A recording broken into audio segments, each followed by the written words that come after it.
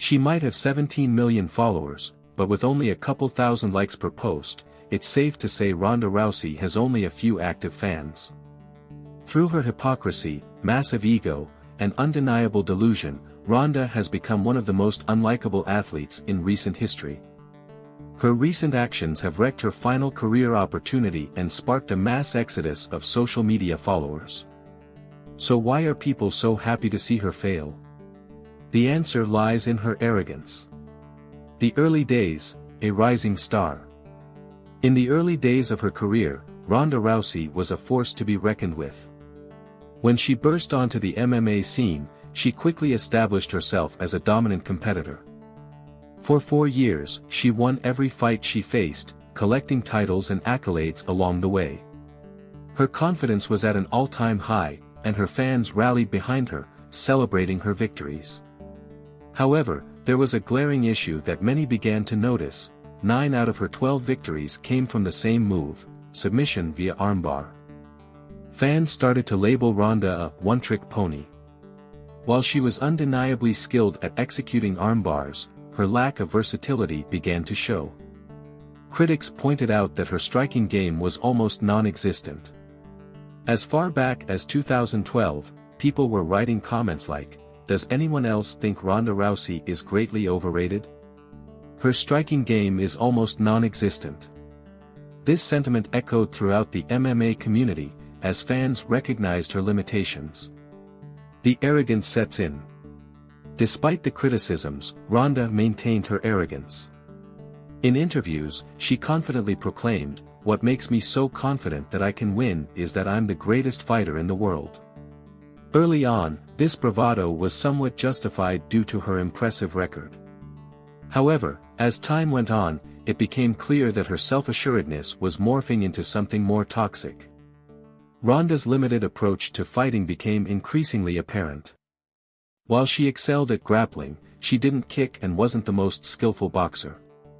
Her striking abilities were often criticized, leading to compilations that highlighted her weaknesses. Comments flooded in, suggesting that while Ronda was a good grappler, she was not a well-rounded mixed martial artist. Even during her peak, fans would remark, "Anytime I need inspiration, I watch her hit a heavy bag or shadow box. If she can make it to the UFC with that sloppy garbage, then anything is possible." This critique showcased the growing frustration within the MMA community regarding her lack of development as a fighter. The downfall begins. Ronda's overconfidence reached a peak during her 12th and final UFC win. With an egotistical look on her face, she strutted around the octagon, exuding an air of invincibility. She refused to show even the smallest bit of humility, believing that no one could ever beat her. However, this was probably the worst mindset she could have adopted. Her next opponent, Holly Holm, was a 19-time boxing world champion, and the fight was a significant challenge. Leading up to their bout, Holly was humble and respectful, praising Ronda's impressive performances. In contrast, Ronda maintained her arrogance, insisting that, "Beating Holly Holm is definitely in my hands."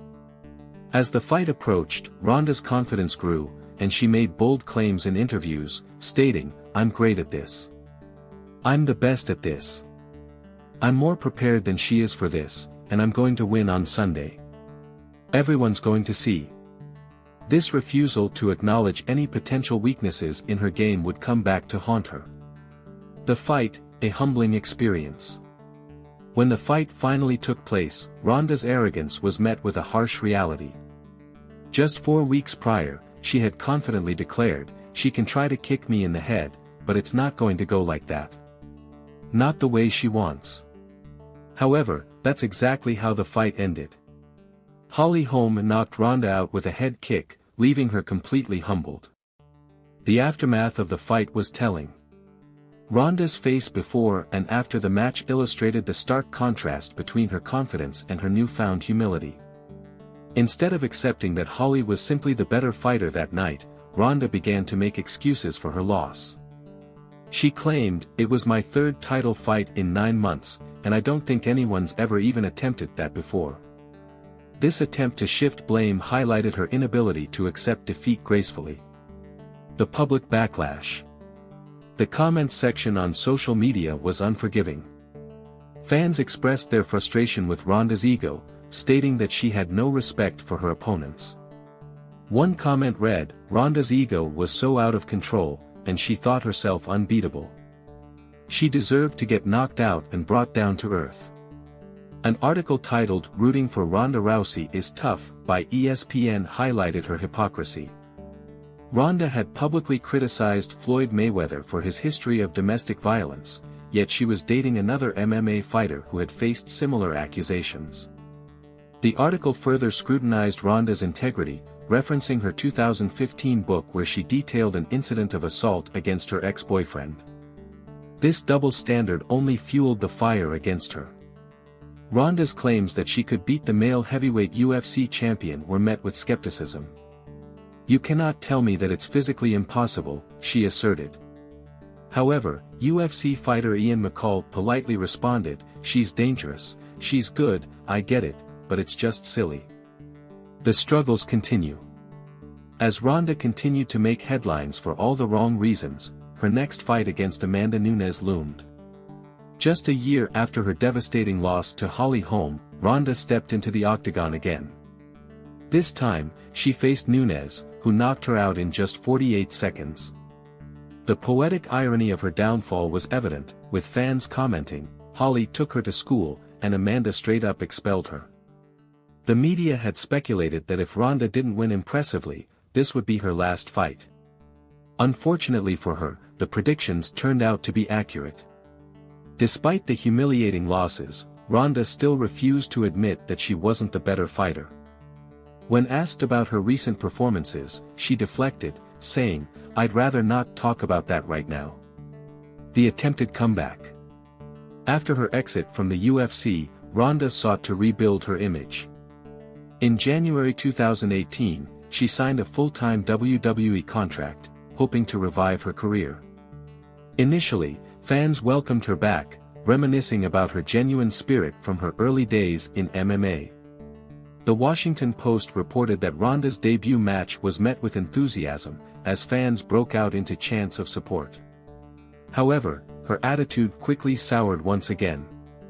Ronda found herself pitted against beloved wrestler Becky Lynch, and as their storyline unfolded, Ronda was cast as the villain. The fans booed her during matches, and Ronda's disdain for the wrestling world became evident. In a podcast appearance, she openly criticized the WWE, stating, "It's scripted, it's made up, it's not real." This attitude alienated her from both wrestling and MMA fans. Just a month later, WWE took Ronda off the show, further highlighting her inability to adapt. The final straw. As her wrestling career began to falter, Ronda resorted to promoting products like Raid, Shadow Legends and writing another book. Even years later, she continued to make excuses for her losses, claiming injuries and bad luck were to blame. "My mouth guard was bad, I literally came into that fight concussed from slipping down some stairs," she lamented. The comments on social media were rife with sarcasm. One user quipped, "My ACL had a concussion, bad weight cut, my car wouldn't start, my dog ate my homework, and I've had scoliosis since I was 3. So yeah, didn't really lose, did I?" This humorous take on Ronda's excuses showcased the growing disdain for her attitude. Ronda also stated, "I'm the greatest fighter that has ever lived because I've never been faster, never been stronger, never had a better grasp of the game." This continued bravado only fueled the fire of criticism against her. The jealousy and fallout. As Ronda continued to struggle in her post-UFC career, she became increasingly jealous of other fighters' success.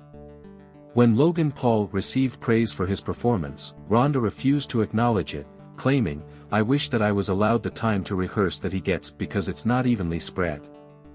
This jealousy further alienated her from fans and fellow wrestlers alike. It became clear that Ronda Rousey had burned every bridge she could possibly burn. With her complete lack of fans and dwindling opportunities, it seems her career is done and dusted. The MMA community has moved on, and Ronda finds herself in a precarious position with little hope for redemption. Conclusion: a cautionary tale.